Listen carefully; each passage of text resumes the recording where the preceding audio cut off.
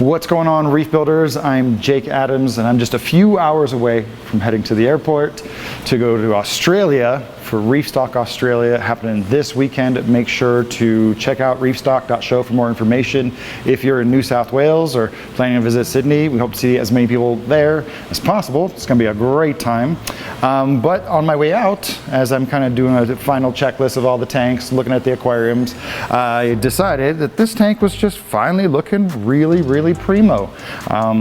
This is our Australian themed tank, so it's a great video to put out this week. It's got a lot of Australian marine equipment, or equipment that is very popular in Australia, and this is where a lot of our Australian corals go, especially the LPS corals. One of the first things you'll notice is that this tank is very dim, it's very blue. This is how we are running it. We're lighting it with a GNC Italia Blu-ray Pro. This is a really great light.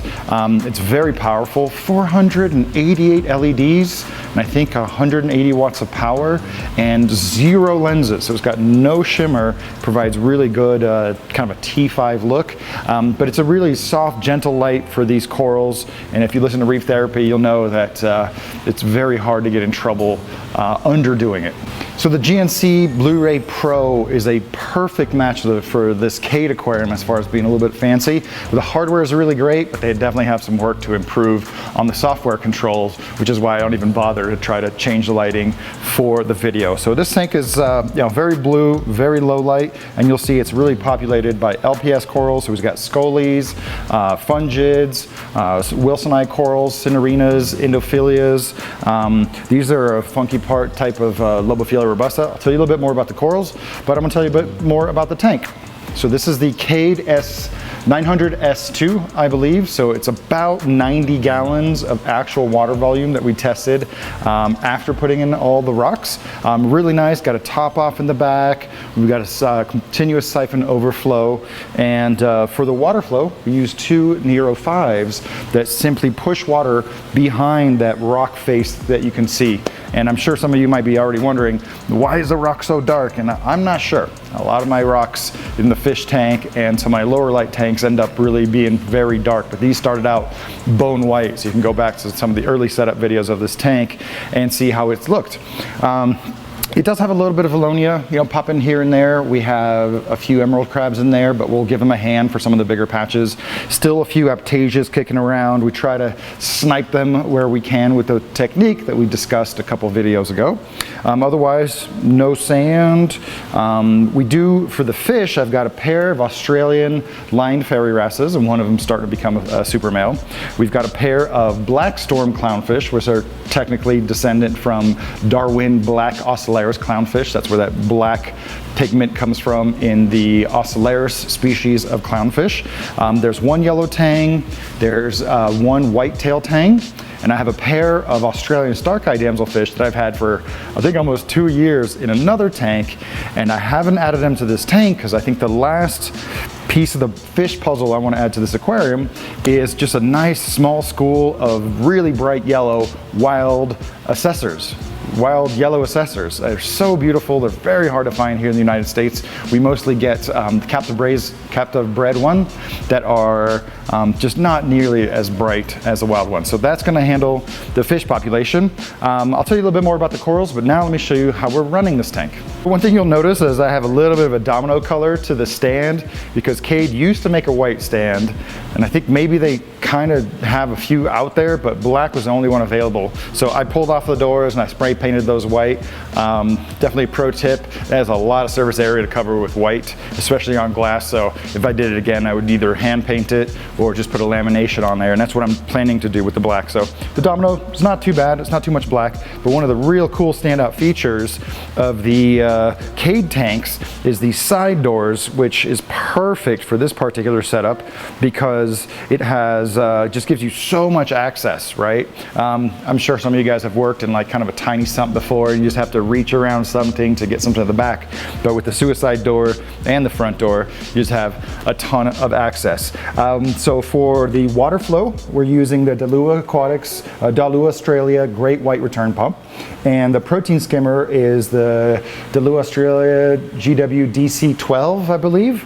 So good, strong, medium-sized protein skimmer. skimmer, very quiet, small footprint. But the thing that most of you guys would like to know about, I'm sure, is this Red Sea Reef mat. This is the Reef Mat 500, and I had to remove the partition here in the sump just to move the protein skimmer away so it wasn't too crowded.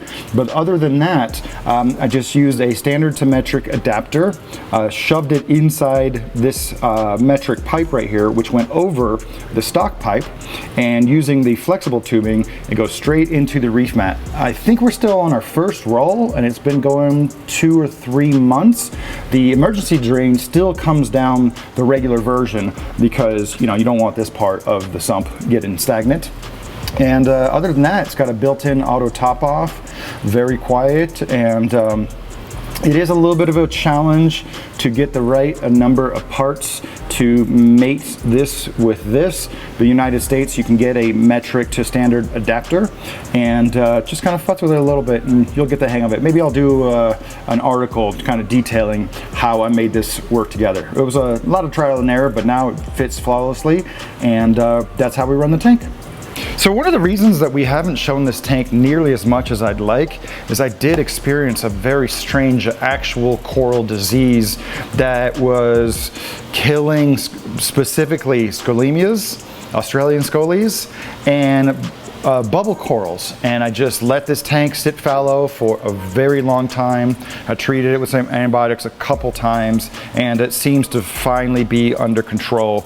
And now we just have kind of like regular reef challenges as far as a little bit of aptasia, a little bit of valonia. But another time, I think the last time I was going to feature this tank, we noticed, oh man, it's got an interesting dinoflagellate outbreak. The tank was running really cool without a heater, and just wasn't dosing anything at all, and besides minerals. And so I added a heater, raised the temperature a couple degrees, and then just started dosing just a very small amount of iron, and it wasn't an overnight solution, not at all. It definitely, a few days later, we still had to siphon out the dinoflagellates. You could smell the tank outside of it. But then we just kind of forgot about it because it didn't get worse. And we looked in the tank a few weeks later and it was gone. And I know that it's not going to work for everybody, but for this tank that was running cold and very low on trace elements, probably a little lower on nutrients too, that we also increased the nutrients, that helped us knock back the dinoflagellates. But now, this tank is looking really, really nice. So we've got a nice assortment of bubble corals, mostly on the right and in the front. And you'll see in the middle, there's kind of a bare patch. Man, those bubble corals, they've been really vicious. You can see the sweeper tentacles just sweeping all over the place, hitting one of my remaining lords right there. But they even stung branching bubble coral, which totally surprised me. So I don't know if it's because the branching bubble coral didn't grow up with these particular bubbles, and having sweepers from 3 different colonies kind of popping it from all sides just was a little bit too much. So over here we've got our bubble corals, and then one coral that's closely related to bubble corals is the blastomussa. We've got those kind of all over the place. So got a blastomussa on the ledge back there, a single polyp very top right of the back, and then over here we've got blastomussa merletti as well as whale's eye. So the whale's eye is a very large polyp colony over there that was grown from a frag, like a $20 or $30 frag, and it has grown beyond my wildest expectations.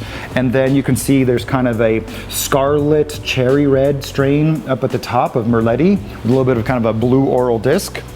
Over here is my strain of just classic red merletti with green mouths that I've had continuously since 1999. I've spread, it's been in tanks all over the place. So this is a piece that's grown out, got a piece in another tank. And then I'm very proud of my just mostly solid green blastomussa merletti, because that was also grown from a frag. And then complementing those, I've got some true micromussas around there. We've got the UFO, the Holy Grail, a beautiful pink mouth, kind of pinkish orange mouth variety, and at the top right there's this really nice one with large polyps that's kind of like pistachio green with some red streaks around it. That was really, really cool to get that as a colony.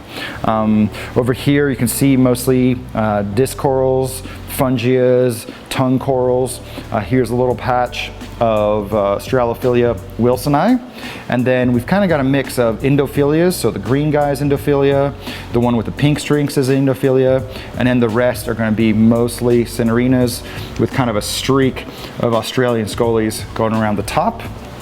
Last but not least, Duncan corals, which are almost certainly only from Australia. They're found kind of outside those waters, but those are quintessentially Australian. I'm a real big fan of this variety right here that just has kind of a discreet green mouth.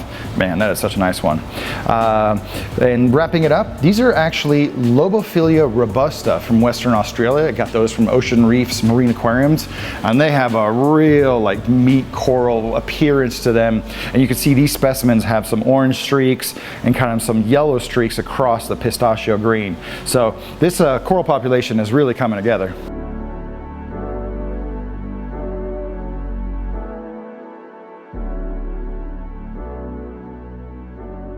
I hope you guys have enjoyed this kind of flyby tour of our Australian themed CADE aquarium with mostly Australian corals, Australian fish, and Australian reef equipment. As far as equipment, I think this Italian light and the Israeli Red Sea reef mat are kind of the only exceptions.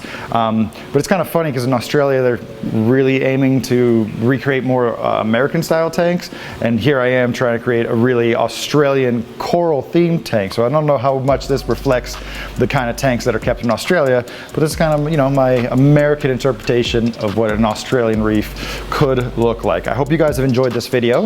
I think we have room, you know, for a few more corals to add, but right now this tank is really coasting, very low light levels. You know, we might be reaching 75 micromoles at the bottom with a few peaks of 100 micromoles at the top, but just a really low light tank. We dose very little to this aquarium, and don't worry, when the alkalinity drops down to 6 or 5, we'll just, you know, get on top of it right away. So if you have any questions about this style of tank, low light corals, LPS corals, the CADE aquarium, I know y'all gonna have questions about the reef mat and how to get it put together. So that's gonna be an article that I'll put together on reefbuilders.com. But yeah, if you have anything you wanna know more about this tank, put those questions down in the comments below. Let me know if you guys, or some of you, plan to attend Reefstock Australia this weekend. And yeah, hope you guys have enjoyed this video. I'm gonna keep packing for my long trip to the other side of the world, and I'll catch you guys on another video very soon. Bye guys.